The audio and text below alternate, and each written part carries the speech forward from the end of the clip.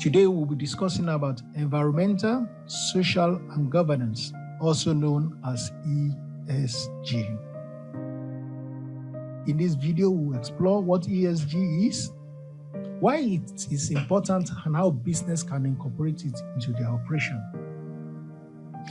First and foremost, what is ESG and what does it actually entail? ESG refers to the three key factors that measure the sustainability and ethical impact of companies' operation. E stands for the environmental factor, while S stands for social factor, while G stands for governance factor. Environmental factors such as how the company interacts with the natural world, which include their carbon footprint, waste management, and resource conservation. The social factor encompasses how a company treats its employee, the customers, and the communities.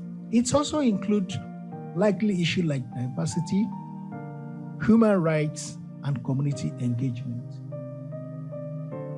While governance factors center around the internal system and structure that governs a company decision-making process, such as board diversity, executive compensation, and transparency.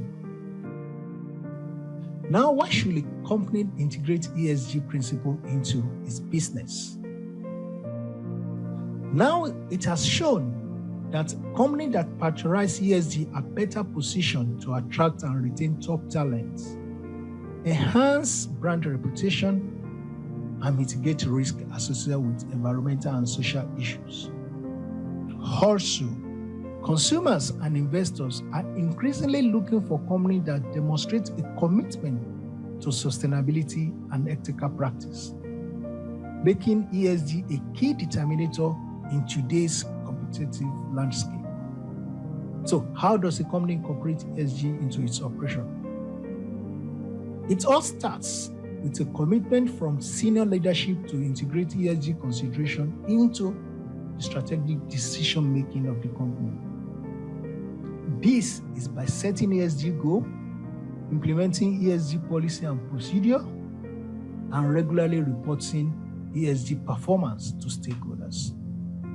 Companies can also engage with ESG-related agencies and indexes to benchmark their performance against industrial peers and drive continuous improvement. It is a fundamental shift in how business operates in the 21st century. By putting environmental, social, and governance factors, companies can create value for all stakeholders while contributing to a more sustainable and equitable society. Whether you are a business leader, investor, or consumer, remember that ESG matters and how the power to drive positive change in the world. Thank you. And join us on May 1st for more exciting section on ESG.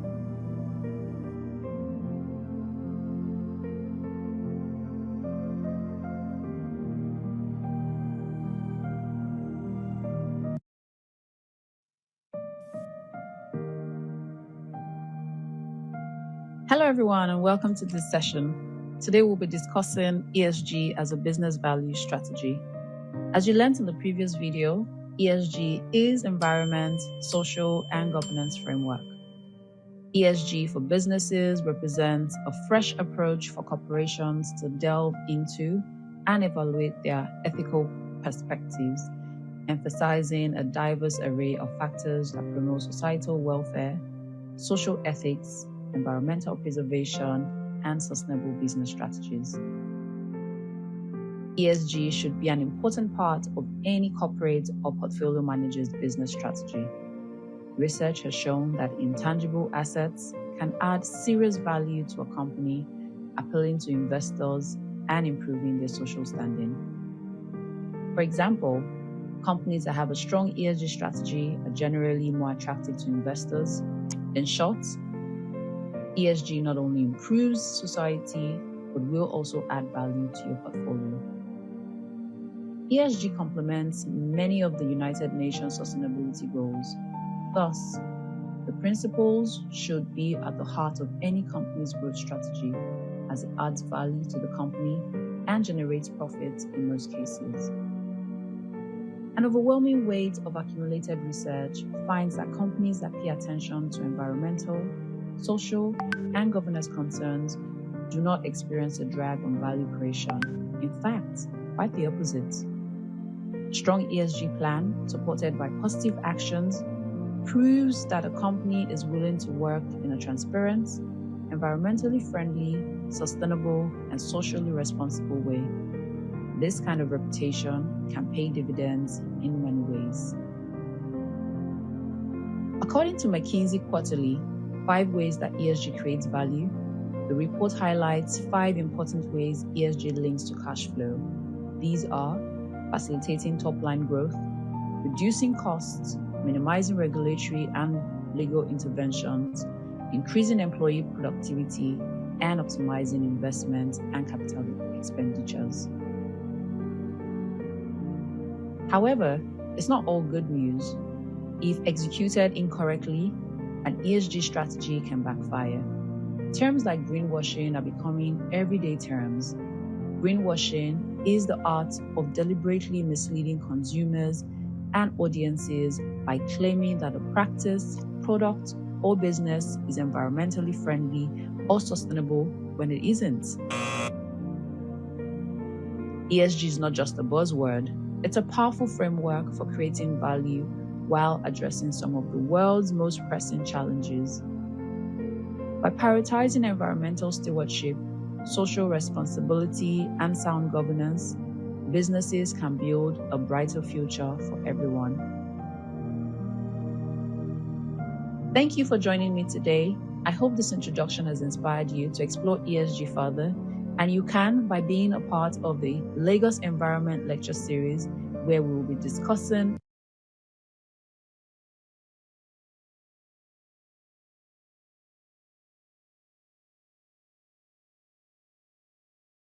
ESG. In this video, we'll explore what ESG is, why it is important, and how business can incorporate it into their operation. First and foremost, what is ESG and what does it actually entail? ESG refers to the 3 key factors that measure the sustainability and ethical impact of companies' operation. E stands for the environmental factor, YS stands for social factor, YG stands for governance factor. Environmental factors such as how the company interacts with the natural world, which include their carbon footprint, waste management, and resource conservation. The social factor encompasses how a company treats its employees, the customers, and the communities. It also includes likely issues like diversity, human rights, and community engagement. While governance factors center around the internal system and structure that governs a company decision-making process, such as board diversity, executive compensation, and transparency. Now, why should a company integrate ESG principle into its business? Now, it has shown that companies that patronize ESG are better positioned to attract and retain top talents, enhance brand reputation, and mitigate risk associated with environmental and social issues. Also, consumers and investors are increasingly looking for companies that demonstrate a commitment to sustainability and ethical practice, making ESG a key determinator in today's competitive landscape. So, how does a company incorporate ESG into its operation? It all starts with a commitment from senior leadership to integrate ESG consideration into the strategic decision-making of the company. This is by setting ESG goals, implementing ESG policy and procedure, and regularly reporting ESG performance to stakeholders. Company can also engage with ESG-related agencies and indexes to benchmark their performance against industrial peers and drive continuous improvement. It is a fundamental shift in how business operates in the 21st century. By putting environmental, social, and governance factors, companies can create value for all stakeholders while contributing to a more sustainable and equitable society. Whether you are a business leader, investor, or consumer, remember that ESG matters and how the power to drive positive change in the world. Thank you. And join us on May 1st for more exciting section on ESG.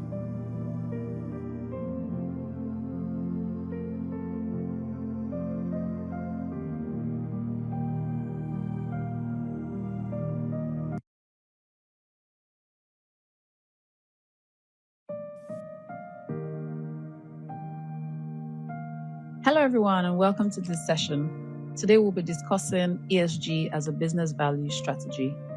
As you learned in the previous video, ESG is environment, social, and governance framework.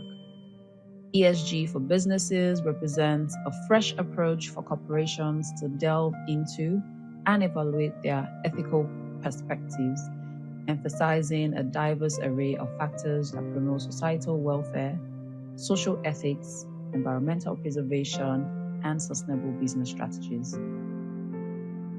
ESG should be an important part of any corporate or portfolio manager's business strategy. Research has shown that intangible assets can add serious value to a company, appealing to investors and improving their social standing.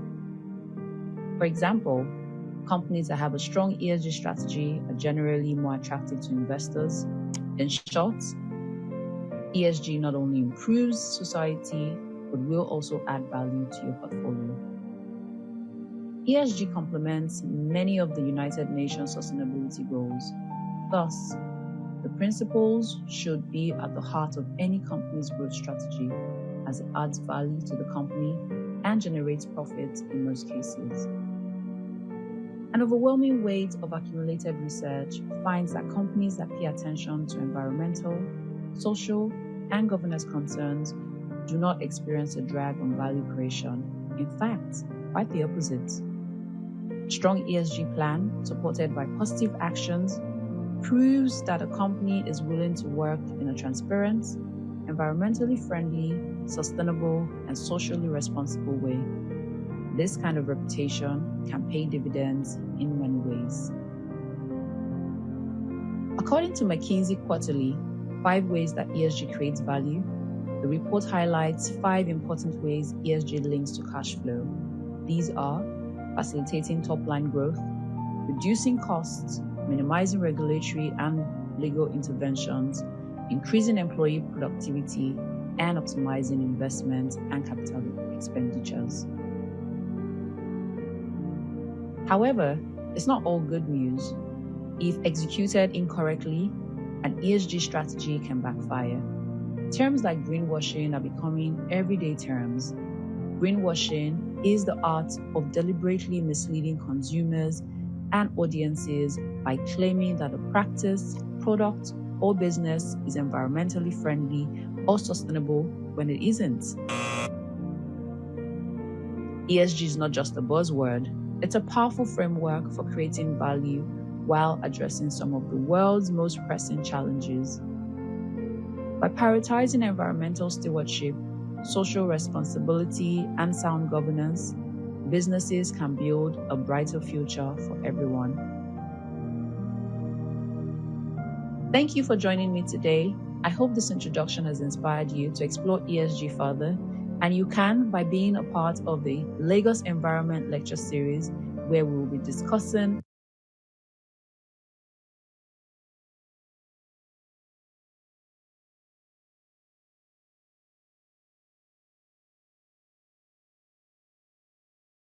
everyone. You're welcome to Lagos Environment Lecture Series, the first edition of 2025. And today we'll be discussing ESG in emerging markets challenges, and opportunities. I will be your moderator for this event. My name is Wanda Seriki. Please go ahead and introduce yourself in the chat box. We'll be pleased to meet you. In case you're just joining, I will be happy to put up the agenda again so that we all know what the conversation is going to be like. I'm doing that right away. When I pull down the agenda, I will call on Mr. Lasisi to give the opening remarks, and we will get right into it. Thank you very much for joining us today, and we hope to have a fruitful conversation. While we wait for Mr. Lasisi to come on to give his opening remarks, we'll move to the next. Get your fingers ready for the recharge card giveaway.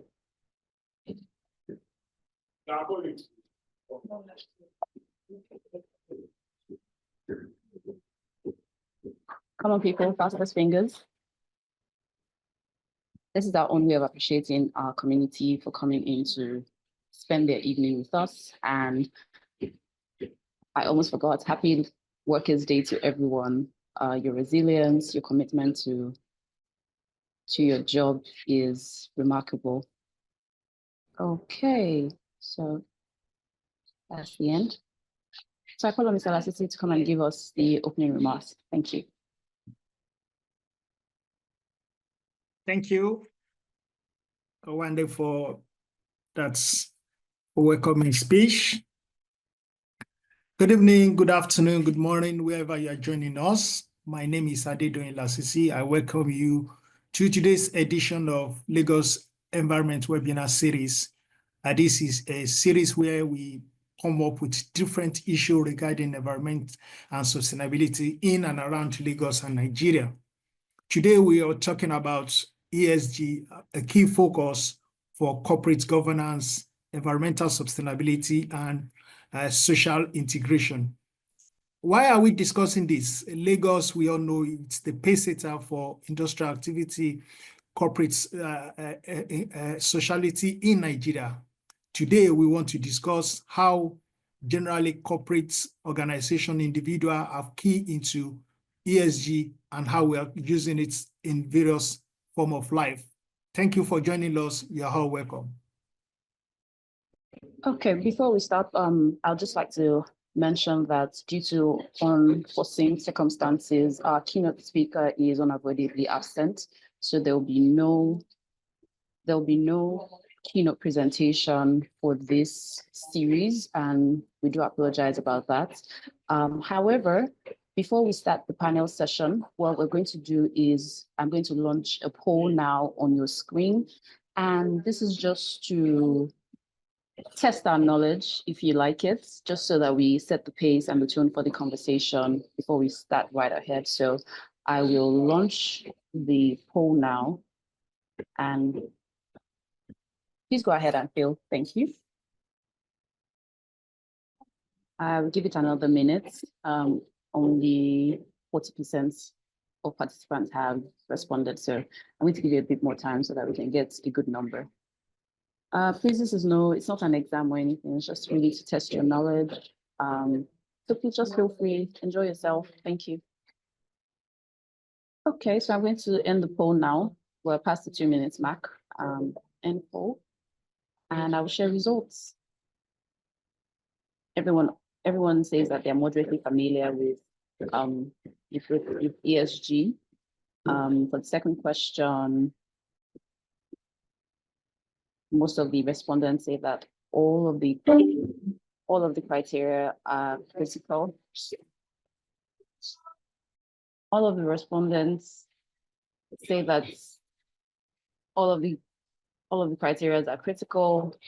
And then for the third question, everyone responded yes to that. So this just gives us a good idea of where everyone's knowledge is with the term. Thank you. So I'll stop sharing now. Today, we'll be discussing about environmental, social, and governance, also known as ESG. In this video, we'll explore what ESG is, why it is important, and how business can incorporate it into their operation. First and foremost, what is ESG and what does it actually entail? ESG refers to the three key factors that measure the sustainability and ethical impact of companies' operation. E stands for the environmental factor, YS stands for social factor, YG stands for governance factor. Environmental factors such as how the company interacts with the natural world, which include their carbon footprint, waste management, and resource conservation. The social factor encompasses how a company treats its employee, the customers, and the communities. It also includes human rights and community engagement. While governance factors center around the internal system and structure that governs a company decision-making process, such as board diversity, executive compensation, and transparency. Now, why should a company integrate ESG principle into its business? Now, it has shown that companies that patronize ESG are better positioned to attract and retain top talents, enhance brand reputation, and mitigate risk associated with environmental and social issues. Also, consumers and investors are increasingly looking for companies that demonstrate a commitment to sustainability and ethical practice, making ESG a key determinator in today's competitive landscape. So, how does a company incorporate ESG into its operation? It all starts with a commitment from senior leadership to integrate ESG consideration into the strategic decision-making of the company. This is by setting ESG goals, implementing ESG policy and procedure, and regularly reporting ESG performance to stakeholders. Companies can also engage with ESG-related agencies and indexes to benchmark their performance against industrial peers and drive continuous improvement. It is a fundamental shift in how business operates in the 21st century. By putting environmental, social, and governance factors, companies can create value for all stakeholders while contributing to a more sustainable and equitable society. Whether you are a business leader, investor, or consumer, remember that ESG matters and how the power to drive positive change in the world. Thank you. And join us on May 1st for more exciting. Hi again, everyone. So conversation is ESG in emerging markets, challenges and opportunities. As we've already seen from the video, it's been widely recognized that emerging markets have become an important driver of the global economy, thanks to a rapidly growing middle class and its increasing economic diversity and improved ESG disclosure. However, emerging markets, which is home to a diverse mix of sectors, and now all should be better supported by robust service sectors and rapidly and improved disclosures in their claims. Without further ado, I will bring up my panelists to help drive into this topic and shed more light for everyone to learn. The first panel member is Manoa John. He's a passionate sustainability professional with legal background and deep expertise in environmental, social, and governance framework. He holds a bachelor degree in law and a master's in law, digital innovation, and sustainability with a specialization in climate change. Currently serving as a sustainability and innovation consultant at Asol Holding, he focuses on green investments, ESG strategies, and climate policy. Manoa is a legal advisor at Climate Actions and regional researcher for Eastern Europe, Mediterranean, and Sub-Saharan Africa at Louis University. He actively contributes to Sahel Solidaire 24, Young GO, and UNDP, Youth for Climate, Advancing Sustainable Solutions across Sub-Saharan Africa and the Mediterranean and Eastern Europe. My second panel member is Khadija M. Williams. Khadija is an environmental and sustainability professional with experience in delivering solutions to stakeholders in the area of planning, compliance, assurance, reporting, and due diligence. Her experience encompasses building capacity and understanding of environmental and sustainability issues in various settings. Khadija has held roles at PricewaterhouseCoopers, Australia, and National Australia Bank, one of the big four banks in Australia. She also served as a sustainability and ESG subject matter expert at Royal Automobile Club of Victoria, where she developed a sustainability implementation plan for the organization and translated ESG and sustainability regulation implications for the organization to ensure compliance. Khadija currently runs Sustainitious Co., a sustainability and ESG outlet for organizations.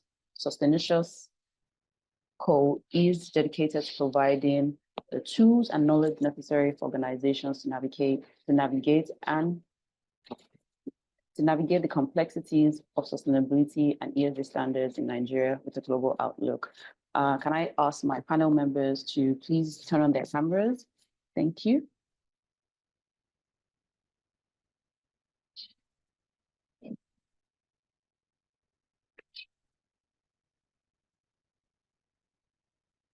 Hi. Okay. Thank you so much for coming to spend your evening with us at EcoEnviroTalk. We do appreciate. So just for icebreaker, I'm going to please ask that you please describe your experience as an ESG professional, particularly highlighting a project that you're proud of. Whoever is most comfortable to go first can open up their mic and go ahead to speak. Thank you. Khadija? Fine, happy to go first. Hi, everyone. Thanks for joining us today, and thank you for having me, Wendy and Mr. Lasisi. I'm currently recovering from malaria and a cough and a cold, so my voice is a bit off, but I'll try to speak as audibly, succinctly, whatever as I can. So yeah, I mean, I don't know what else to add to the profile that you read out one day. So a lot of my jobs roles in the sustainability space has been in ESG. So like Wendy said earlier, I worked in a bank where my role was mainly focused on ESG risk management. So ensuring that the bank's customers, the bank's performance was within the bank's overall risk appetite. So whatever, and then within that risk appetite, ensuring that the ESG performance of the bank and its customers were within that appetite as well. And then I moved into consulting, and then I moved into like a very quintessential Australian company. If I had to highlight something that would be one of the highlights of my career, it wouldn't be, I don't think it would be what you think. So at PwC, we had these employee resource groups. So think about it like extracurricular, but in the big adult world. So it was things where it was this thing called cultural connection. So I was in Australia, I'm a Black person, I'm Nigerian, I'm Muslim. So I was basically a minority there. So we had this group that would basically bring people of different cultural backgrounds, of diverse cultural backgrounds together. And I headed that in Melbourne, Australia, where I was. And for me, that was really a highlight of my career and something that I'm proud of because one, I revamped that employee resource group in Melbourne. We were able to get people to bring their whole selves to work. You can imagine a country where, I don't know if there's other Muslims on the call, but like, or I'll say Muslims particularly because being a Western country, there wasn't like allowance, for example, and I'm using this, I'm taking liberty with the word allowance. There wasn't allowance really to celebrate things like Salah the way you wanted to. So this group basically helped to bring an understanding of like these culturally diverse holidays to the firm as a whole, get people to understand what it is, and then get people to actually, people who are Muslims, to be proud of, you know, these events that happen, and to celebrate it, like to not to be afraid to say, oh, okay, I need to go and pray, and then I'll come to work after praying, after doing like Salah prayer. So things like that. It was, so I'm happy that I was a part of that resource group, because I really got to help people bring their whole selves to work, to be proud of their heritage, and to educate other people as well about these different diverse holidays. So I use Salah because I'm a Muslim, but we brought awareness to other things. So like things like Chinese New Year, holidays that were indigenous to people from India and other Southeast Asian countries. So yeah, I'll leave it there. Thank you very much. That's actually very interesting. I think I'll be proud of that sort of achievement as well. Yeah, so Manuel, please go ahead. Okay. Good evening, everybody. I'm sure you can hear me. Absolutely, we can. Thank you, Wendy. Thank you, Mr. Adedoyin, for the invitation. I am glad to be here to share platform with you, most especially with Khadijat. I am happy to see and hear that she works with the bank, because I wrote my thesis on the role of banking system on how to help in decarbonizing the sectors, the companies and the markets. So it is a pleasure to be here with you. And I want to begin with who I am. Of course, you have said a lot of things in the introduction that you read earlier. But just to add, my name is Manuel. Of course, I work as a sustainability and innovation consultant with one of the organization here in Rome, Italy. So basically, at first, I was a law student and I was having a lot of interest in law, but along the line, I had to change because I was so much interested in sustainability, ESG issues. So in terms of work experience, really, I have not worked for a very long time, but for the short period I had with the organization, I have worked on so many projects because it is something that we do on daily basis. But just to make it brief, some of the projects that I worked on, of course, as a leading team, uh, it was a project I will share later, maybe in the chat. We worked on CRDS guideline for small and medium enterprises, because here we believe that the best way to bring ESG or sustainability as general to knowledge of companies, more especially the small and medium one, is to make sure that they are much aligned with the regulations and the laws that concerns their operations.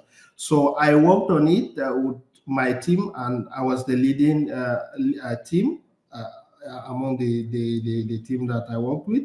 So we made it simpler for them in order to understand, really, given the complication of the regulations. And another project was to develop a model. We have a model, we call it a sustainable governance. It's been taught actually at my former university for a lab, because the university is having a lab where they teach the future leaders on how to understand sustainability related issues, and but more especially the governance aspect of it. So we teach them on how to have a good organizational structure and how to define roles clearly for for the board, and also the external executives. So I will stop here. Of course, during the discussion, I'm going to talk more about some of the projects and things that I have engaged with. Thank you very much, Wande. Stop here. Thank you very much, Manwa. In fact, I'm going to start off my questions with you, and only because you touched on your profession as a lawyer and then the project that you worked on. So my question for you is, so many standards, there's CSRD, there's IFC standards, and a whole host of other standards. And how will emerging markets catch up with these continuous updates to the standards, and how can these be addressed? So first, how do emerging markets catch up with the different standards and reporting templates of these standards? And what is the solution that you would prefer for emerging markets to adopt to be able to catch up? Thank you. Okay, thank you very much. So to begin with, I want to make it clear most of the issues that we have in most cases is not the lags or lapses in regulation, but the application of those regulations. So I want to maybe use Nigeria as an example, because so far we have a lot of regulations with regards ESG, or in more broader context, sustainability. As I've said at the beginning, I wrote my thesis on the role of banking sectors. And during my research, I found out that we have laws and regulations in place.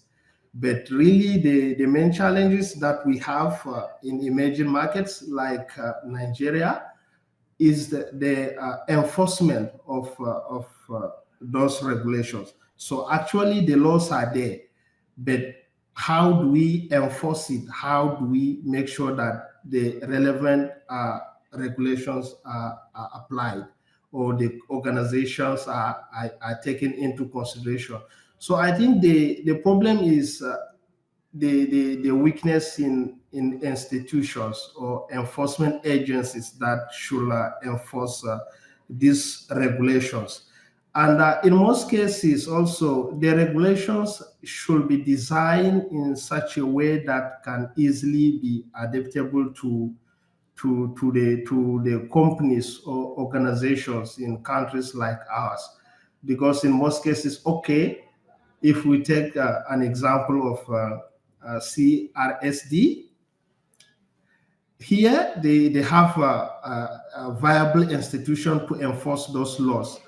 And also we have different social, economic, and even political realities with them. So if you look at it very well, what sustainability or what ESG really meant for us in the emerging markets is different from here.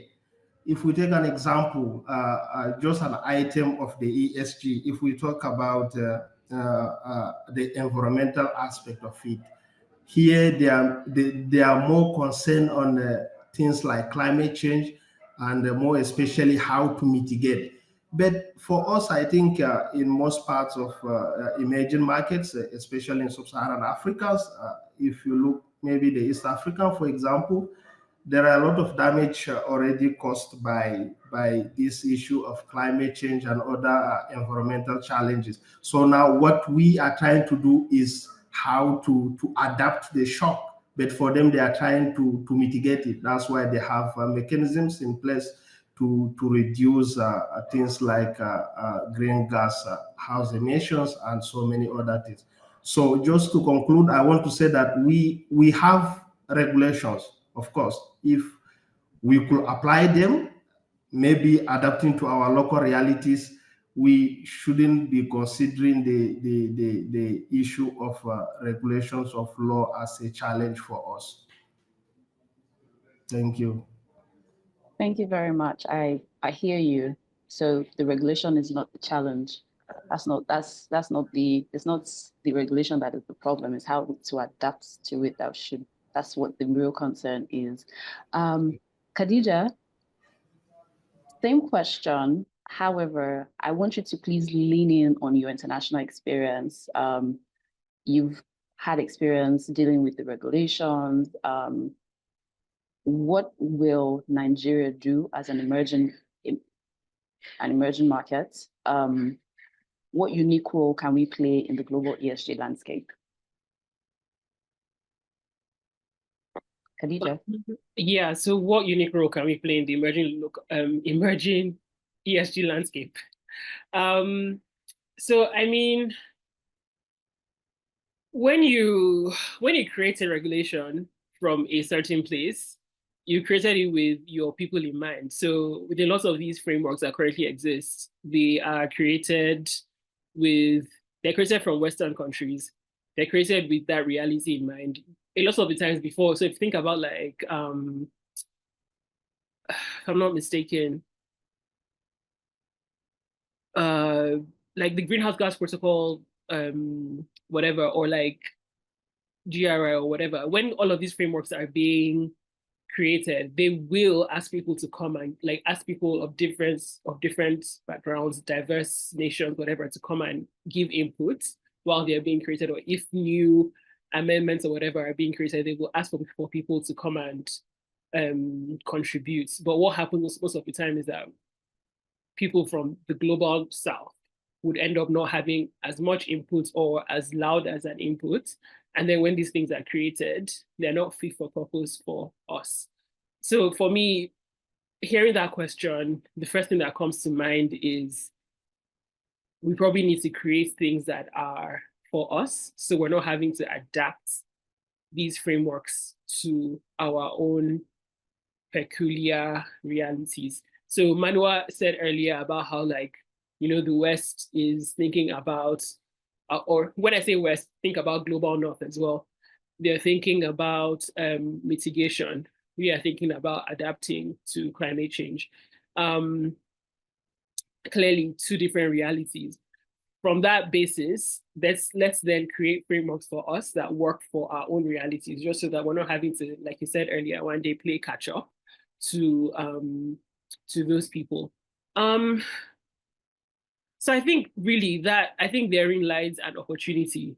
Nigeria has a lot of learned people. I'm pretty sure there's people of other, I would like to think that people of other nationalities on the call as well.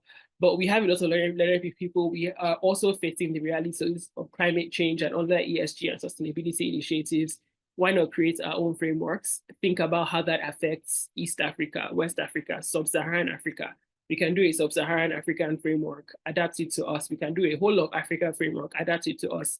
So that way, so that I think is a really clear opportunity for us to shine, if as it were. But yeah, I'll leave it there. Thank you. Interestingly, that you highlighted that when these standards is supposed to be updated, we don't get a lot of representation from the global south. And this morning, in fact, I found out that the IFC, there is for the updates that they're doing on the sustainability frameworks, it's actually going to, that process is going to last till 2028. And they're actually at the phase of consultation at the moment. So perhaps this would be like a good way for professionals to explore, so that we ensure that our voices are incorporated into these updates. Because whether we like it or not, these are the tools that investors use to drive financing to the emerging market. So better we understand this and then get our voices heard on how these tools are deployed in our market. But yeah, thank you so much, Khadija. What I'm going to ask both of you now is, we know that SMEs they contribute the largest portion to emerging markets. And as I highlighted, ESG, this framework, this is what corporate investors, DFIs use to drive financing into our markets. how can we ensure that emerging markets are not left behind? Yes, we've spoken about regulatory. We're not doing catch up. I think I heard Manuel even say maybe develop our own regulatory frameworks. But how do we ensure that SMEs are fit for, are not left behind, and they are fit to be able to bring in or drive this financing that is much needed for elevation in our economies? Thank you. Whoever is most comfortable to go, please go ahead. Thank you.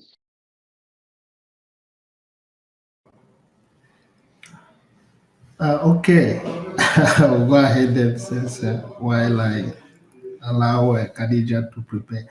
So I think the most important thing is awareness, because unlike here in the global north or the west generally, the small and medium enterprises in most cases are not even aware of the realities or what is happening concerning the ESG. And even if they do, in most cases, their human and economic resources cannot be the same like the big organizations. So to ensure that the SMEs are not left behind in issues concerning the ESG, and we cannot deny the fact that, of course, the world is fast changing, as we have reiterated at the beginning.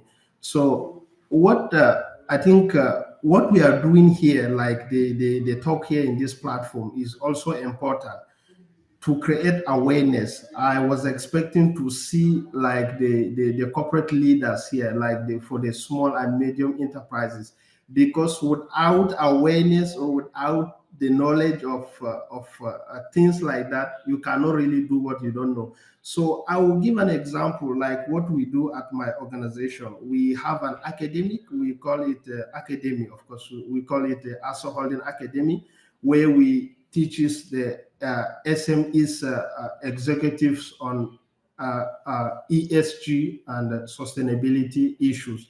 So we teach them, I think, once in 2 weeks.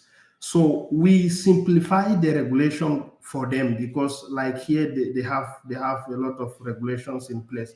We simplify the regulations for them for their better understanding and consumption. And also we have platform. There's what we call like within my organization. Actually, it was created in partnership with my university. We call it Common Home. We used to have it once in a year. So last year we had it in Rome, but this year we are going to have it in the UK and in Rome, where we invite the policymakers, the business leaders, the banker, and the ESG and the sustainability professionals, the university professors, the research, everybody. So we used to have it for the whole day to discuss it, to raise awareness for people. So I think for the SMEs in emerging markets in countries like us, the first thing is to make sure that they are aware of the situation. And the second thing is for them to try to adapt, because adaptation is the key. They might not be able really to drive it like the biggest organization or companies, but even among them or within the organization, they should have maybe the internal regulations. They could have some things to address issues of ESG at their own level. So while they may not be able to do it big like the greater organization or companies, they should have it. So it's a matter of goodwill. If they want to do it, they have to be aware of it. And it is people like us that could help us to raise awareness. And then, of course, with that, they will be able to catch up with the changing or the fast changing realities with regards ESG or sustainability generally. Thank you. Very insightful, I must say. Oh yeah, Khadija, please. I mean, I feel like Manuel and I are very aligned on this question. Basically, I feel like everything he said is what I'm going to say, but just in a different way. So basically, I agree with you, raising awareness. That's one of the things Sustaination School is doing. When I started to come back to Nigeria to do sustainability, and I was looking for a job, and I just came to realize a lot of people don't even know what sustainability is. Yes, we have sustainability frameworks. I'm pretty sure a lot of us here work in the space. We have sustainability frameworks developed by the government, developed by NDAs. The Fortune 500 companies of Nigeria, if you will, have sustainability teams. But like you said, one day, SMEs are really a lot of what makes up the business landscape in Nigeria. And I think something that people don't really understand is, apart from that awareness, is really just breaking down information into what people understand. So when I came and I'm like, oh, I work in sustainability, like, okay, what does that mean? I work in ESG. What does that mean? And I'll say climate change. I'll be like, oh, climate change. But honestly, that's not what I do. Like, I actually don't work in climate change. I work in corporate sustainability. But that was just a way for people to understand what I do, because climate change is such a buzzword. So for me to carry SMEs along, really, it's breaking down information into things that people can really understand. So when I'm talking to SMEs about, when I'm giving training, for example, to people, SMEs, whatever it is, on sustainability, I really have to break it down to what is relatable. So think about your home, for example. I'm sure you can see like the image, this light beam at the back of my closet there. But it's things like, oh, okay, in your home, you use LEDs, right? LEDs are currently the most efficient technology when it comes to light bulbs. They are efficient, they will last long. That means that you're not going to spend as much money to replace them, or as much money on your electricity bill.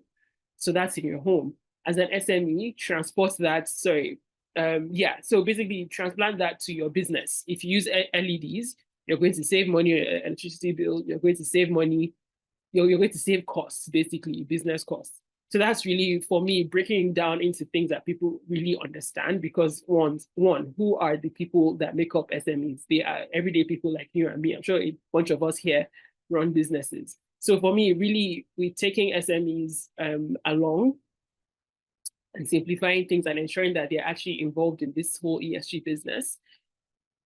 I'll say once again, raising awareness, like Manuel said, but also breaking that awareness, breaking that information into things that people really understand, so they can actually not view ESG or sustainability as this big thing that they've never heard of. And when you break it down, they're like, oh, is that what it is? They're like, yeah, like that's literally what I'm trying to get you to do, just to be better. So yeah. Thank you so much. Yes, both your responses are very much aligned. And yeah, when at first hearing ESG, you think, oh, it's some big thing, but the moment we start to make it relatable, then everyone begins to understand that, oh, it actually affects even my everyday life. For our participants, if you have questions, please go ahead and put your questions in the chat box. I'll come back and pick it up, but I'll bring Mr. Lasisi up. Yeah, thank you, Wendy, and for John and Khadija. One thing I'm virtually not clear in this part of the country, like maybe it's a peculiarity in Nigeria. If you look around, I'm a regulator. I work in the environment sector, and I go to companies, I go to organizations. I just want to have these documents. And like what John has said, we have all the regulators, all the regulations. Are we using them properly? Are we integrating them? So you go to even the so-called big company, the banks in Nigeria, they will have their sustainability documents, they will have their reports. They just want to meet up with the corporate end. But how do we integrate it into our activities?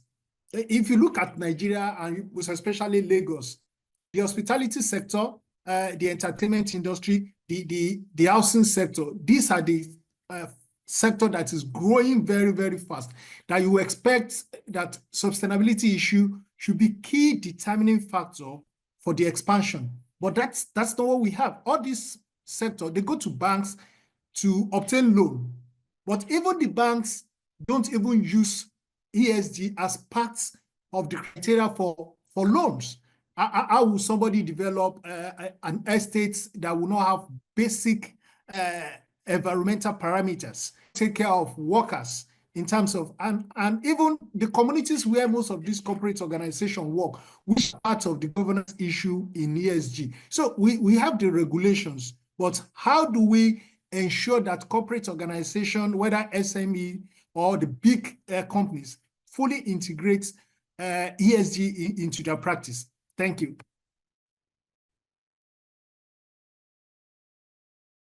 I'm happy to go first. I feel like I'm going to put you on the spot with that question and send the question back to you, Mr. Lasisi, as a regulator.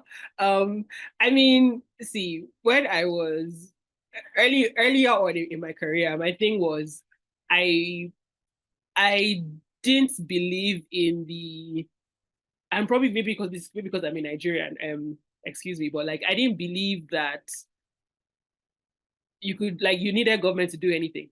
I just thought if you're a business, you have money, if you have certain values that you really believe in and you really want to fulfill, you do what needs to be done, right? So if you're a business that has certain ESG ethos, you know, you believe in any E, S, or G initiatives, like you're a Unilever, for example, you know, you will do what you need to do.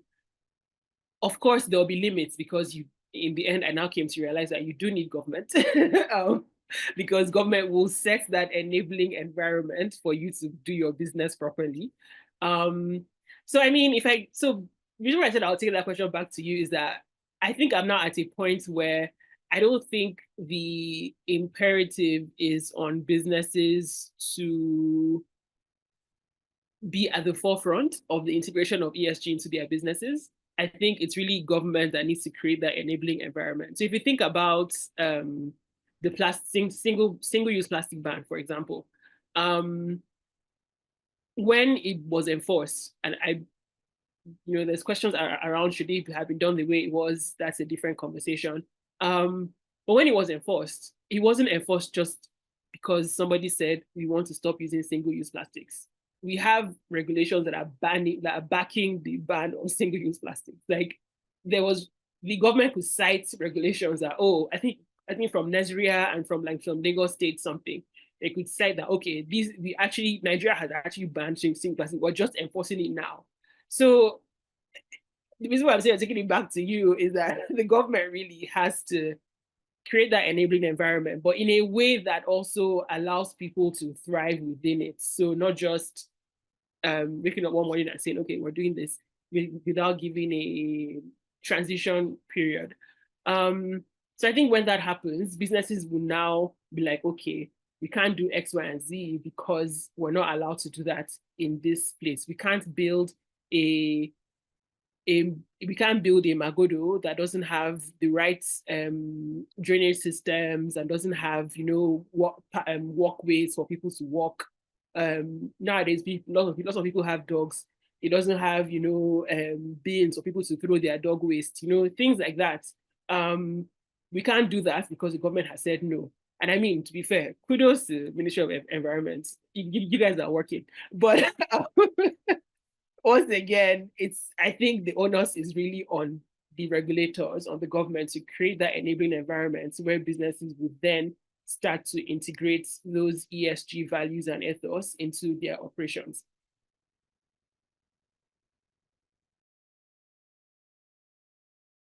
Thank you. John? Yeah, okay. So, I mean, I think Khadija has made a lot of points, and Mr. Adedoyin question was very interesting to me until when he said even the banks themselves, they happens to be one of the problems.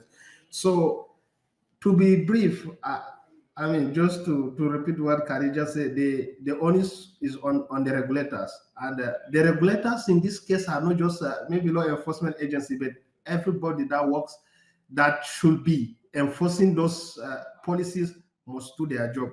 And during my thesis defense, actually, that was one of the argument I was trying to make with regards to the enforcement of these regulations.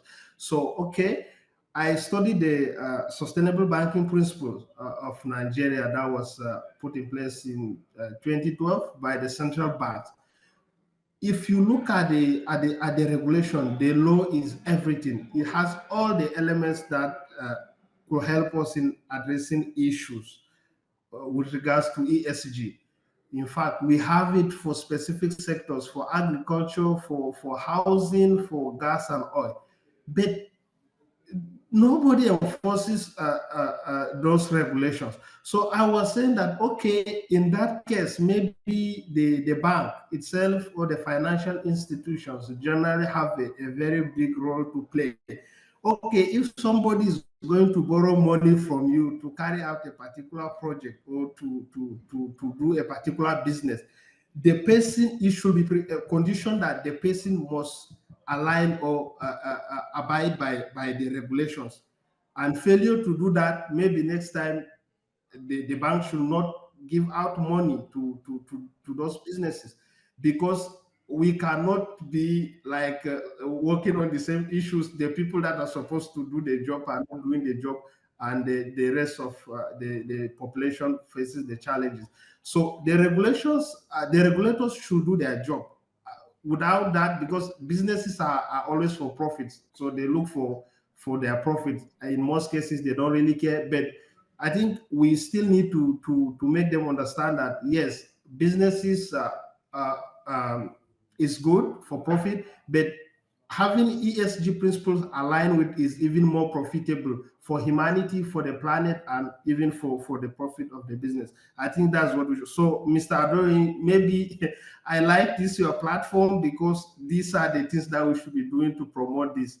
And I wish that your colleagues, other people too, should have places like this to talk about it, to see how to enforce those laws. Thank you. Thank you very much, Manuel, for your insight. I mean, indeed, it's one of the reasons why EcoEnviroTalk was established, particularly to create a platform where we can discuss issues that are germane to Lagos and then Nigeria as a whole.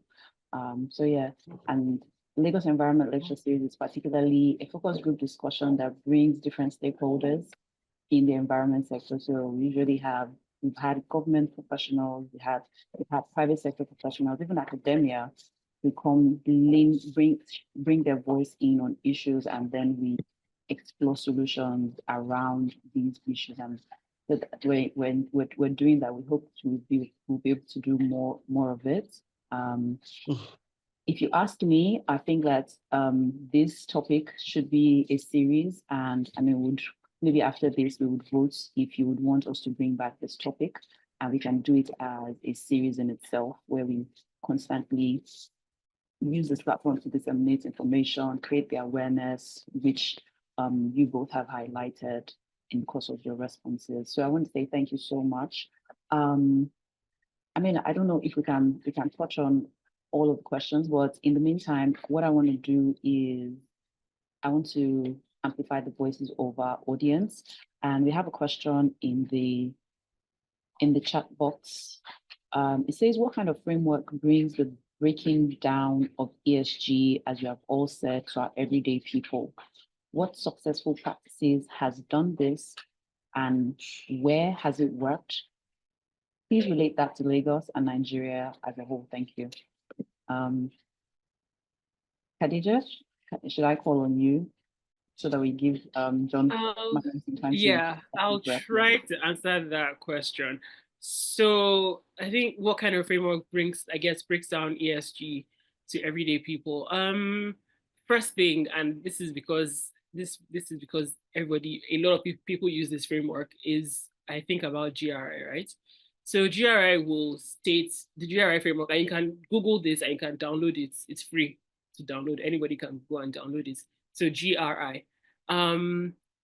It will tell you they have a whole they have different, what's it called, documents. The first one will tell you what it is, what they're trying to achieve. They really explain to you like what the data they're getting from you and how it's going to be used. I mean, yes, it'll get to a point where you might need somebody else who's more experienced to sort of interpret that data. But in terms of collecting ESG data, in terms of thinking about what you can do to assess your ESG performance, I think the GRI framework is very good. So it tells you things like, it asks you questions like, I don't know, how many women do you have on your board, for example, if you're trying to measure something like women in leadership. It'll ask about like your emissions. It'll ask about, what else is there? I'm not going to say because I don't want to say the wrong thing, but yeah, so there's a whole bunch of different questions. The documents are online, so you can just download them and read through. But then what that does is it begins to give you an idea of what ESG reporting is. So if I think about when I started in the last place I worked at before I came to Nigeria, they didn't have any sort of reporting, right? So they had gotten a consultant to come in and like do a baseline assessment. But what that did was really, and then what I also did as well was really getting that information and getting them to understand what they needed to do to even start reporting. So that's sort of thing that GRI would do for you. I'm not really sure I understand what successful practices has done this and where it has. So if you think about where it has worked, a lot of companies in Nigeria also use GRI as their reporting framework. So if you go and download, I don't know if I should be mentioning names, but if you download certain, okay, one day I said no. Look for like the big 5 banks in Nigeria and download their sustainability reports and search for GRI. I guarantee you that in one of those reports you see GRI in there. So yes, so that's an example of where it has worked basically. And I think that probably answers the question of relating that to Lagos and Nigeria as a whole. But yeah, if that doesn't answer your question, Babajide, I'll be happy to explain further if you have more. But yeah. Manuel, do you want to say something to this or? Not really. I mean, Khadija has made a point already, and that is my preference too. Is more good is good for the emerging markets, because if you look at the TCFD, ISB, and the rest, they were designed for mature markets and for countries that they have strong institutions in place already. So I don't recommend that. GRI is good. Okay, thank you very much. Yeah, so I think one of the things with this case is you have to be willing to read voluminous documents, and I think that's usually the challenge that people are not able to overcome, because you have to look at these things side by side, the standards, and then doing like that checklist, because it's really about ticking boxes, but you must have good evidence to show that these things exist. So yeah, it's a lot to consume in a day, and as Khadija mentioned, you're going to find out along the way that there are probably even more experts who have garnered number of years of experience doing this, and that again is why you need to collaborate as professionals. So yeah, in terms of not recommending any standard to anyone, different companies have used different standards to report their ESG performances. And if you just go online, any company of your interest, you will find out that they actually do have an ESG report for the year. I think now companies are expected to do this annually. So yeah, you see a lot of companies who are reporting more constantly for different reasons, either to drive financing, to look good, and every other different reasons. Companies do this for different reasons. Another question. Sorry, just wanted to really quickly add as well. And I'm happy for anybody on the call who's more learned on this to correct me, but I'm also another thing that came to mind that's even Nigerian made is so we have the Nigeria Sustainable Banking Principles. Yeah, so we have that as well. And if I'm not mistaken, that doesn't even really, it's not as in-depth as GRI, as I mentioned earlier, and it's quite qualitative. So it basically just, it's like, tell us what you're doing in, like, I think there's 5 pillars or something. So it's not even as in-depth as GRI would be. That's something else that you can also look up, and that's Nigerian made, if you want to understand more about frameworks and standards that have to do with ESG reporting. Thank you, Khadija. A comment here reads, I think beyond regulations and implementation of ESG in Lagos State and Nigeria, awareness campaign is key, coupled with attitudinal change amongst corporate bodies and citizens, because sustainability is everyone's business. That's well said. Thank you very much. If you have any questions for the participants, please just by raise of hand with the emoji, and I will bring you. You'll be given the opportunity to speak. I don't think we can touch on this topic without highlighting how we can balance industrial growth, carbon emissions, protecting that biodiversity, because, I mean, we're talking about emerging markets. They feel the need for our economies to grow. In fact, to leapfrog, we can't even grow numerically. We need to leapfrog, not make the same mistakes that the Western world has made. How can businesses balance these 3 needs? My panelists, thank you. I think I'll let Manuel go first.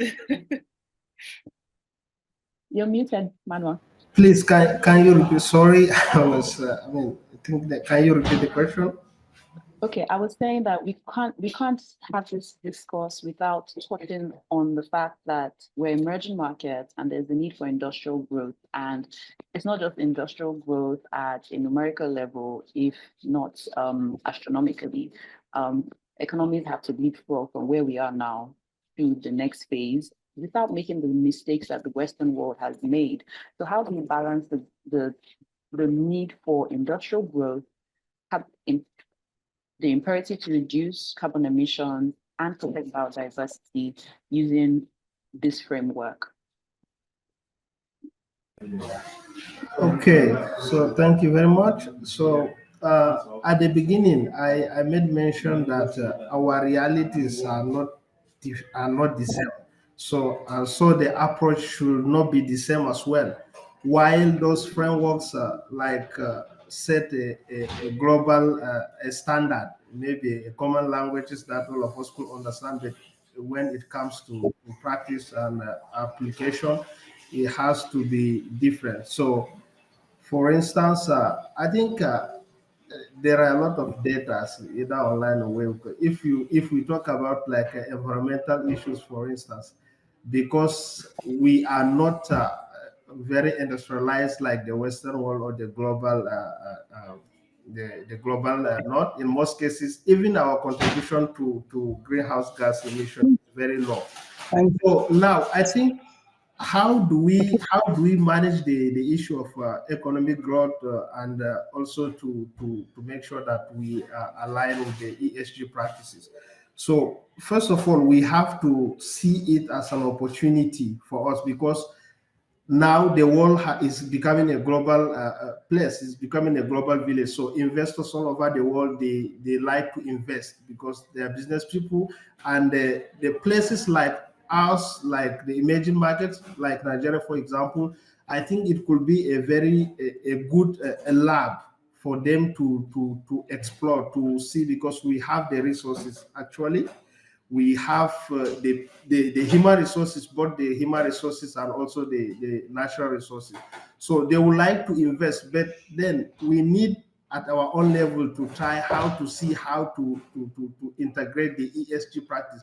In fact, I understand that there are no like kind of mandatory enforcement like in country like us, but the businesses on their own should try to have internal mechanisms regarding the the ESG practices in order to give investors the confidence. And also another thing that we should consider is the issue of finance, to explore the various bonds, like the green bonds, the ESG bonds. So, and the people that the issuer could only give it if they see that there's a progress among the corporation, the businesses, the goodwill. So we might not really do much, but we have to try as much as possible to see that we are trying our best in order to gain the investors, especially the foreign direct investors' confidence. I think that's what I would like to say. I don't know if Khadija will contribute something. Thank you for that, Manuel. I mean, for me, a couple of things. So first thing, sustainability ESG does not mean that you can't be profitable. So I think a lot of people might think, oh, because I'm a sustainable company, I can't be profitable. Or because I'm sustainable, I can't do certain things. Yes, I mean, yes, you can't. But you can do it better, I guess. So that's one thing. The second thing as well is whenever I guess I have this thought that honestly nobody's coming to save us. And that might sound like a very bad thing, but if you think about the fact that we're facing the worst effects of climate change, when I say we, global south, we're going to be facing the worst effects of climate change. But you see here people say things like, but should be the West, they exploited all the oil, they've made all their money, and then now they're saying that us, we should not exploit our oil. You know what?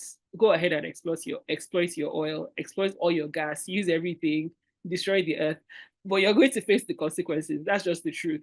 So I think we need to be smart with mixing business and profit, right? What can we do with what we currently have, with the current situation that we're in? If you decide that, okay, you want to start your business tomorrow, and your business is a gas business, right? People are flaring gas, or even in Lagos, if you drive down, they are flaring gas off there. But think about the fact that people in the West, and this brings me back to that point of nobody's coming to save you. Even the West that's buying your gas, they are currently building their renewable energy capacity. So even though they're using your gas right now, they're looking at your gas as a transition fuel. So that means that in a few years, they're not going to need your gas anymore. So if your motivation for building a gas business was making money, in a few years, they're going to stop making that money, and you have destroyed the earth, and you make your life more miserable for yourself, whereas in the whatever global south country that you're in.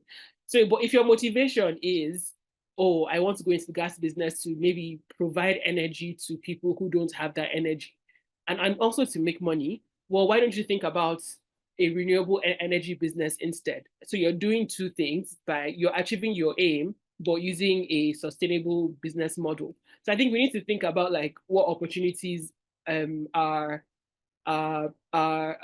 available to us in this current state that we're in, and do those instead of saying, oh, well, people have done these things, so always do that same thing.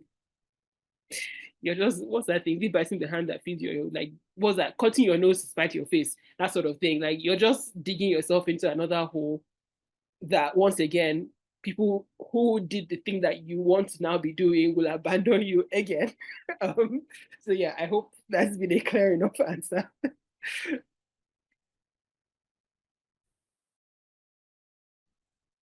Absolutely. Thank you. So I saw that Mr. Dio's hand, so that Adedayo Fatumisi's hand was up earlier. So you can please go ahead and ask your question, and then Asen, you would go next. So yeah. Yes, I want to appreciate our panelists, Mr. Khadija.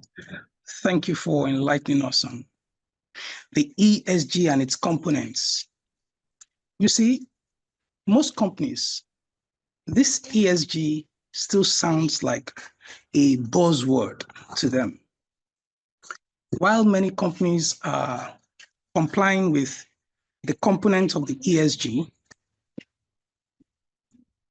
we have data scarcity and even tracking issues. Very recently, I was trying to cut down on my weight. For some days, I will be eating some very friendly food that will help me cut down on weight. At some other time, I lose focus and eat some big bowl of pounded yam. And one day my wife asked me, he said, you are trying to cut down on your weight, but you don't have a scale. How do you track the progress of your of this weight toning activity? Then I realized that while many companies also are incorporating this element of ESG, there are no data and there are no tracking elements like either Excel, either some softwares and all of that. Can I ask, are there softwares apart from using Excel to track, to tick the boxes whether companies are complying with some of these elements of the ESG? Are there other kind of softwares or whatever that we can use to track our progress, whether we are complying or not? Thank you.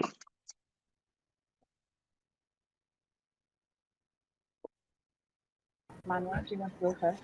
Yeah. Okay. Thank you. So I think the question is very, very important, and in fact, you have touched on one of the most disturbing issue that we have, especially in emerging markets, concerning the data availability. So you cannot really tell if you don't have the data, and we cannot have the data if we don't start the practice. So that is the problem. So how do we get data if we are not practicing it? And how sure are we that the data are accurate? That is why here in the global north, maybe in Europe, for instance, they have mechanisms in place, and one of the mechanisms is auditing, because they have third-party auditing. In fact, they have many of them in place to check the organization's reporting, to ensure that what they are writing or what they are reporting is really what is happening. Otherwise, the chances of greenwashing is very high. So if there's no check, if there's no auditing, everybody can write anything and present as ESG or sustainability reporting. So in our case, I don't know, but maybe what we need to do is to, as I've said at the beginning, it should be a matter of goodwill. Okay, the organization, even without the mandatory ESG disclosure in place, they have to do it on their own, just for repetition and also to gain investors' confidence. So they need to report it, even now that there's no mandatory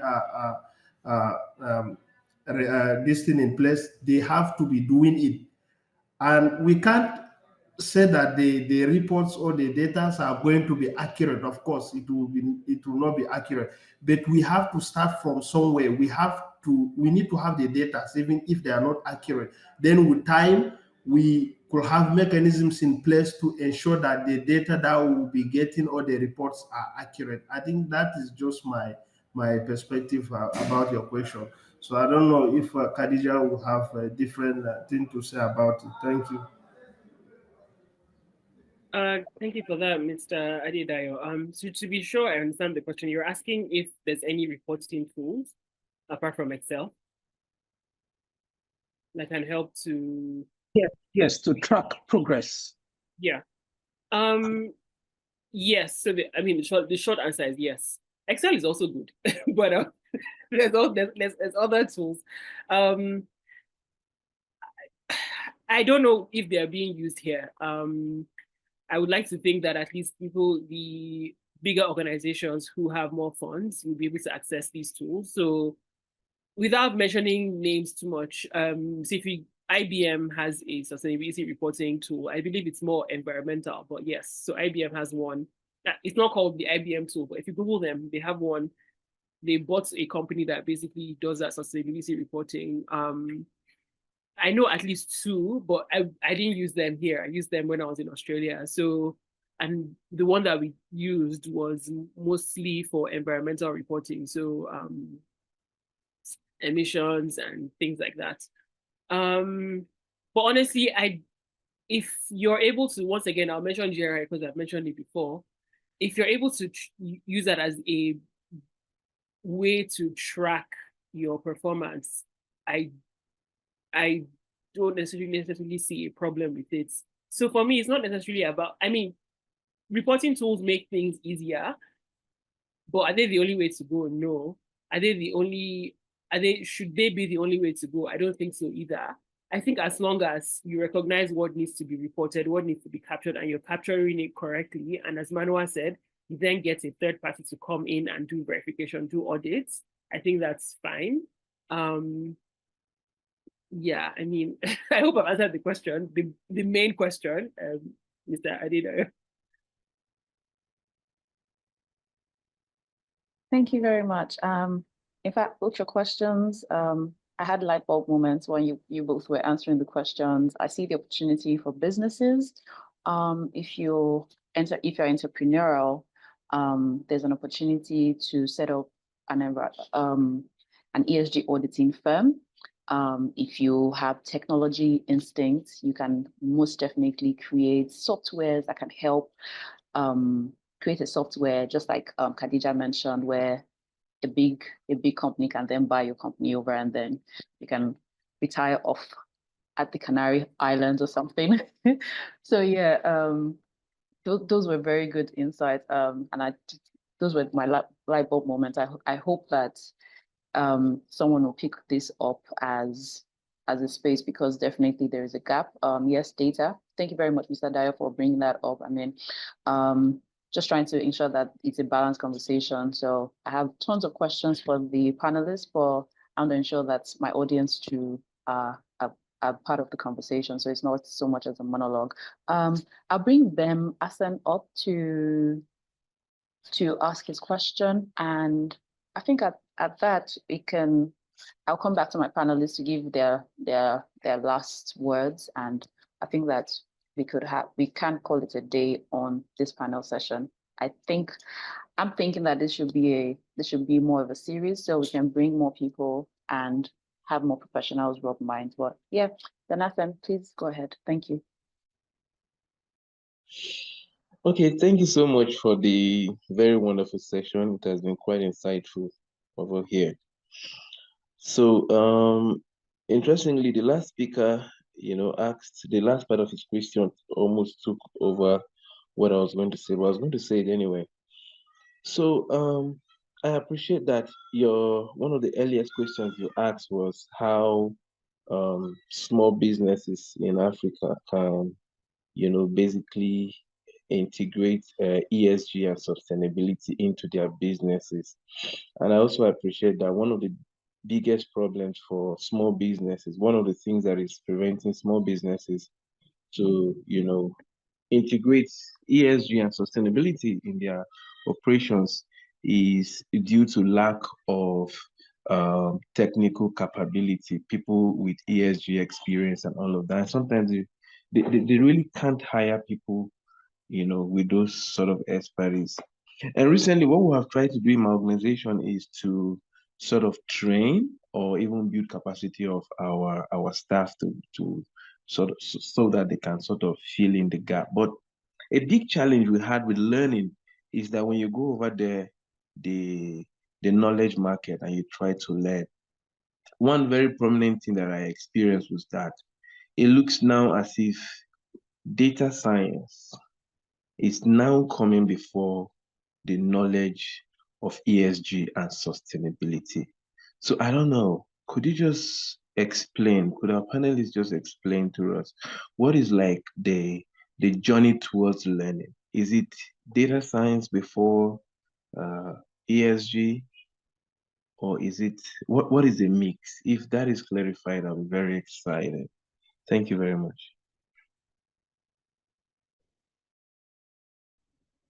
Sorry, I think I need a bit of clarification. So when you say data science coming before ESG, what do you mean exactly? I'm not sure I understand what you mean by that. So if you clarify that, that might help me with my response. Okay. Thank you, Hadija. So it's like if you go online and you're trying to find out how do I learn, how do I become an expert in sustainability and ESG, they will tell you have to go and learn Python, you have to go and learn SQL before you come back to the frameworks.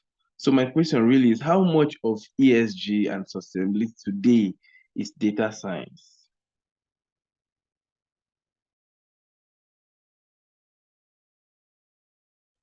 That is a good question. I don't know.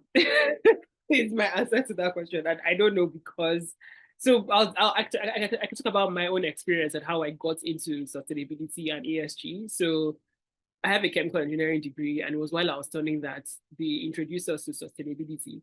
And because I didn't want to work for an oil and gas company, I did my master's in environment and sustainability, and I've been working in the space ever since. That said, I understand what you mean by having other skills, because as a sustainability professional, what my master's did for me was, I guess, that base knowledge in sustainability. So like understanding the principles, understanding frameworks, understanding how to apply them, understanding what sustainability and ESG even is to begin with. And also like developing my knowledge, my passion, for it. When it now came to like practical work, you still need your math skills, you need your reasoning skills, you need your analysis skills, you need like, you're not just going, it's not like, oh, I directly took everything from uni and just dumped, and then that was like dumped into work. No. I still had to like, at my last job, I helped them, like I developed a reporting tool using Excel. So like, you still need those skills. But in my own experience, what I would say is, I wouldn't, if I was starting out if I didn't know anything about sustainability, I don't think my first step would be learning Python or SQL, or any coding language. I can apply that coding language in any business, but do I understand what sustainability is? Like, do I understand what it's trying to achieve? I think that for me, understanding that foundation is first, and then I can now apply whatever specific skill I have to then to sustainability as a practice. I hope that makes sense. If we take it back to, for example, the reporting tool. So if one of us here has, mad coding skills, create that report. So you can use that skill that you have to create a reporting tool that basically says that, okay, for example, emissions, if you can put in the formulas into your tool that helps to calculate emissions. But if you don't even know what emissions are, if you don't even know how they are measured to begin with, if you don't even know where emissions come from, you're not going to be able to apply your analysis or SQL or coding skills in the first place. So for me, it's really, I would say, understand the basics, and then you can apply whatever extra skills you have. I'll leave it there. Thank you very much. That's very helpful. Okay. Can I say something? Absolutely. Manuel, please go ahead. Okay. Okay, thank you very much. I mean, Khadija has answered that. So, like, which one to go for first should be a matter of choice. But however, like if we talk about greenwashing today in sustainability, is not only in reporting, even in status, because so many people today, they like in most cases they refer to themselves as ESG or sustainability expert. But how did you become an expert? Because actually, in most cases, if you went through an academic process, I did a master's degree in law, digital innovation and sustainability. So from the name of the course already, I had to learn some basic of data science. So that is, everybody cannot have all the expertise, but if you have the ability to have it, of course, it's good. That's why we encourage, if you take an element of the ESG, the governance, we advocate for the diversity of the board. Not diversity, not in terms of race, in terms of gender, but also in terms of discipline. So if the company have the capacity, you need people with different expertise or knowledge in order to carry out the task. So if you have an ESG expert or sustainability expert, it's good to have a data scientist as well, because each and every person will have a different role to play. So that is just my contribution, but most of the answers, I think Khadija has responded to it. Thank you very much. Thank you, John. Thank you very much. Final question, and so I'll read the question. I just found it in the chat box. The ESG framework. Sorry about that. The ESG frameworks are non-financial tools or mechanisms. Do you see the tools transitioning to financial mechanisms?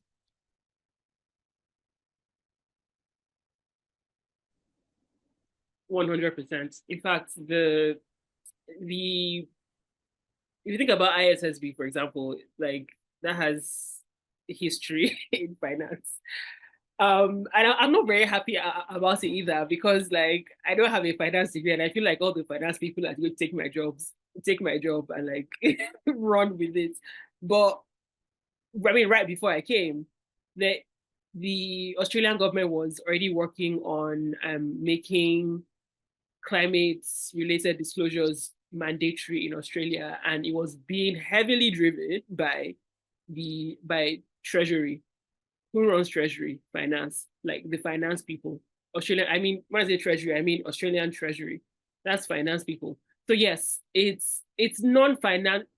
So I guess the answer is two things.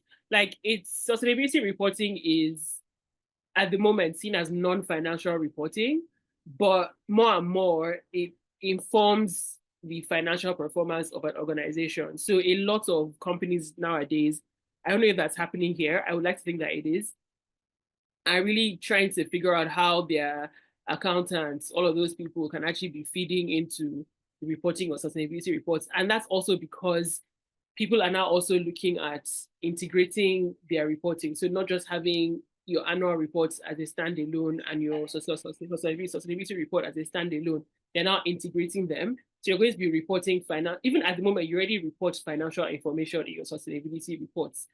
Sometimes your annual reports, maybe not, maybe some sustainability information, but not obviously. But yeah, I mean, I've said a lot of things, and I feel like I'm rambling at this point, but the answer to that question is 100%. Finance is basically taking over sustainability reporting, and if that's your skill set, well done, and I'm slightly jealous of you. John, do you want to say anything to this? I mean, nothing much, because Khadija has responded to it. I just want to say that, of course, financial reporting existed initially, because you cannot do business without financial reporting. The government had to take a tax. A tax.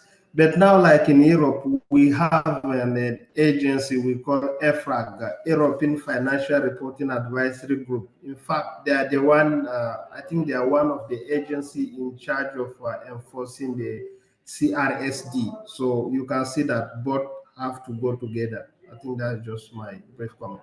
Thank you.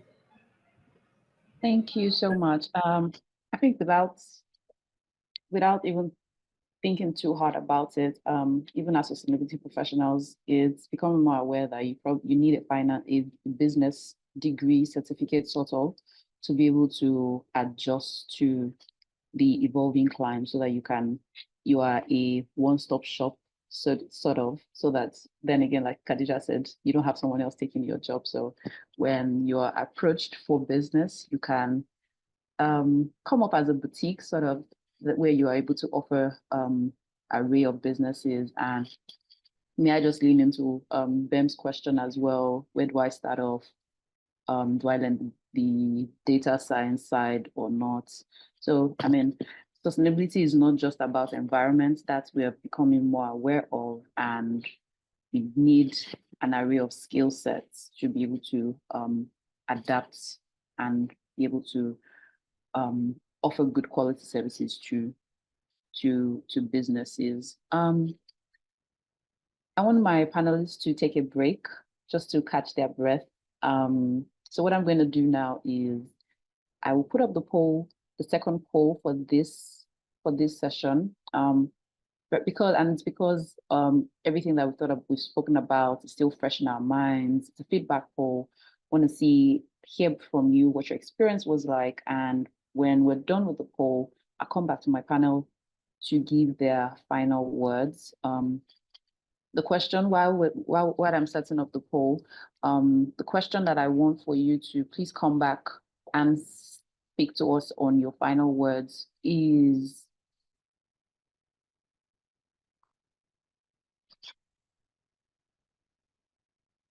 is ESG complementing or conflicting for an emerging market? Thank you. So I'll just go right ahead and launch the poll.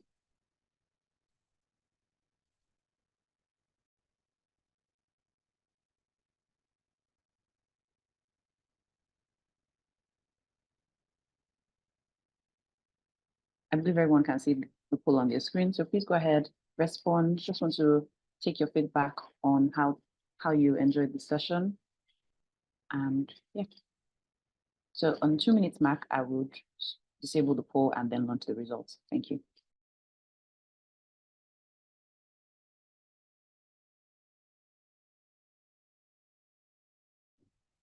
We're past the 1 minute mark. Only 9 people have responded. Please, this is feedback. It will help us to design more sessions that would be valuable to you.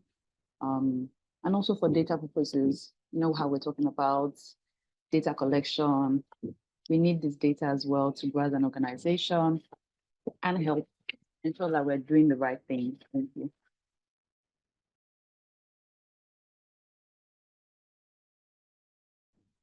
Okay, it's past the 2 minutes mark. Only 21 people have responded out of 54. That is still poor. If I can get to 50%, please, I'll be very grateful, and I'll stop sharing. So please, more people, please fill the poll so that we can get your feedback. Thank you. Okay, the poll ended at 3 minutes and a second, and just want to say thank you to everyone for your time. So yeah.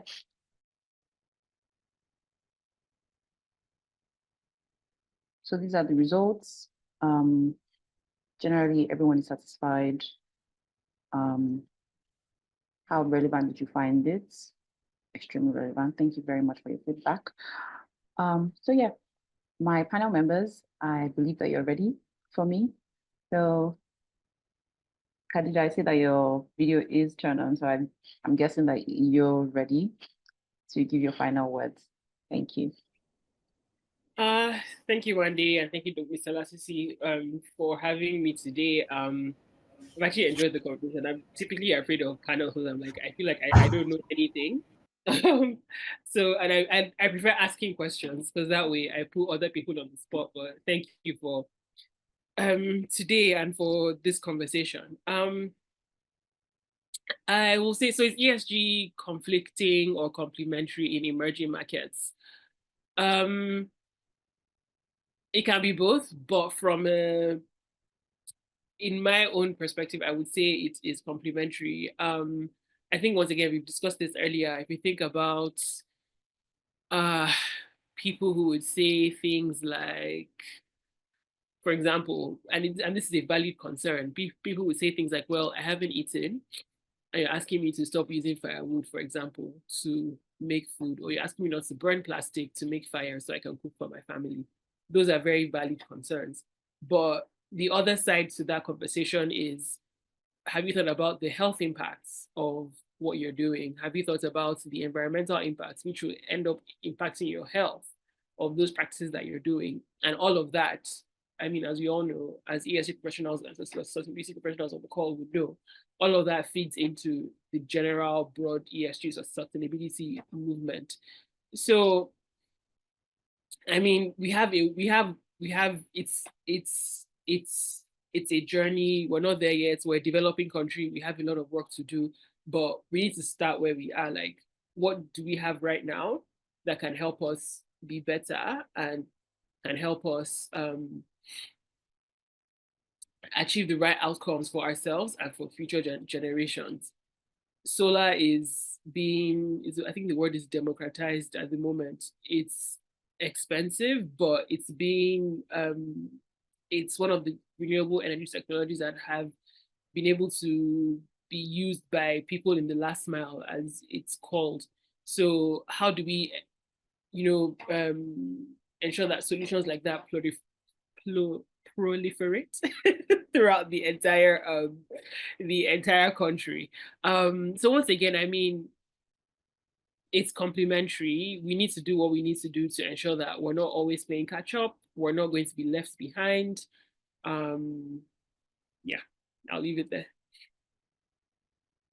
Thank you very much, Khadija, for your words. Manuel.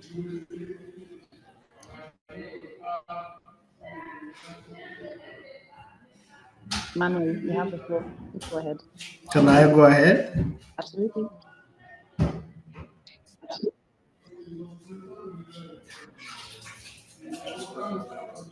Okay. Well, let me begin by thanking Mr. Adedoyin for the invitation. I'm grateful because the platform is filled up with a lot of great minds, very important questions. This is a common home, so we really need platforms like this to discuss our issues and to see how to provide a solution, because nobody will do it for us, so it is our responsibility. Now, to answer the question on whether it is complementary or conflicting, I do not have a different perspective from Khadija. So for me, I see it as complementary because it presents us an opportunity also to attract more investment, because as I've said at the beginning, the emerging markets, especially Nigeria, can be seen as a hub, a laboratory hub. So so the main issue is, let us try to at our own level. Really, we cannot do much for now because we are on the journey, but let's try to show goodwill, to be intentional about it. So with that, we will have more opportunities. For now, we have both the challenges and the opportunities. In fact, the challenges are outweighing the opportunities. But if we are consistent and we keep trying, I believe that we will see it more. We'll see more benefit of it than the distance. So the world is changing, and we cannot remain in the same place because we are in the world. So we have to change and to do the right thing. So thank you for the people who ask questions, who shared opinion. I am really grateful. I stop here for now. Thank you so much. Thank you so much. I believe this was a very insightful session for me, and I hope that it was for you also. But I don't want to leave you with so much. Like, we've heard so much, and we already acknowledge that it's constant learning. So I want to share a little giveaway. Well, two giveaways. First, there is the document that I'm going to put in the chat box menu, which I think we can all download. I came across this today, and I thought that this would be a valuable read for everyone. It's voluminous, I must put that caveat, but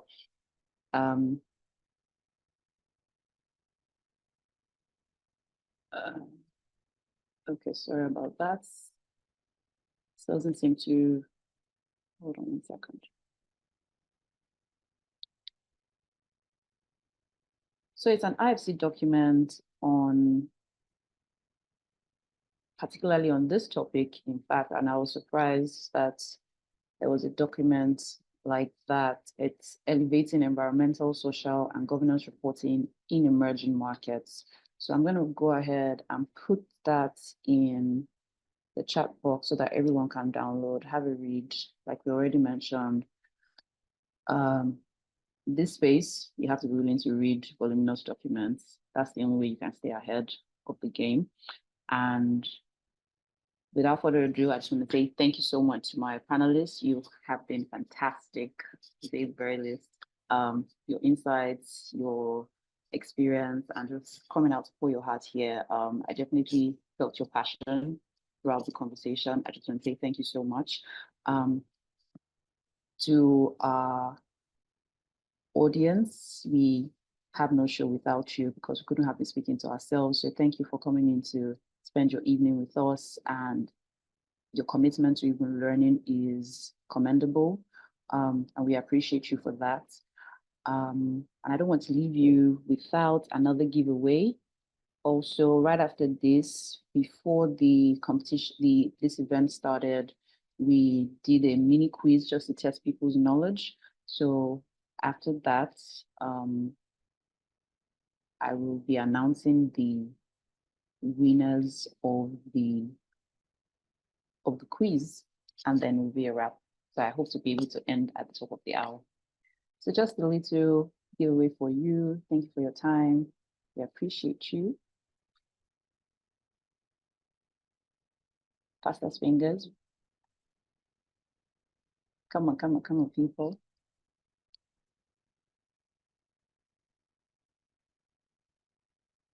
Okay, so the winners of the pre-quiz competition for this event, and caveat, if you're not a part of this, like if you're not streaming in now, please don't call us to say, oh, you saw that you're a winner and then you want to collect your prize. That's not going to be allowed. So yes, these are the winners of the pre-quiz. I want to say thank you for your participation. So yeah, there you have it. So if you see your name here, please just contact us via email at ecoenvirotalk@gmail.com, and we would discuss how you get your prizes. Thank you.